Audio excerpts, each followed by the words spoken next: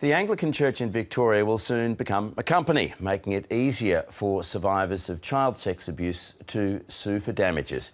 Incorporation was one of the key recommendations of a state parliamentary inquiry 2 years ago. But as Emma Younger reports, the measure isn't retrospective and survivors say it doesn't go far enough. The nation's top Anglican believes the church's incorporation as a company is overdue. If we had an ideal world, we would have had these things in place from the 1930s or 40s.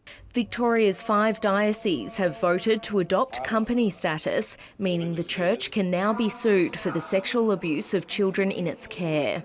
We think that this sets up a better framework of governance and means that we have a good accountability into the community.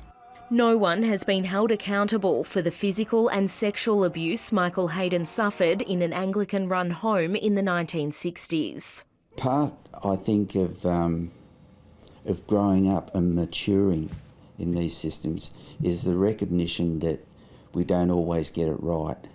And I think they've taken a significant step forward. Mr Hayden is seeking compensation for his abuse, but he still can't sue the church because the changes won't be retrospective.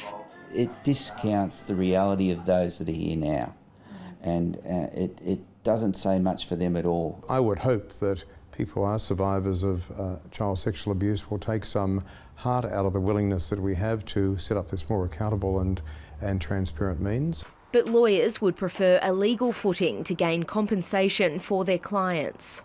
The Victorian government, I know, are looking at how to make these changes, how to force churches to adopt these changes, and how to make these changes retrospective.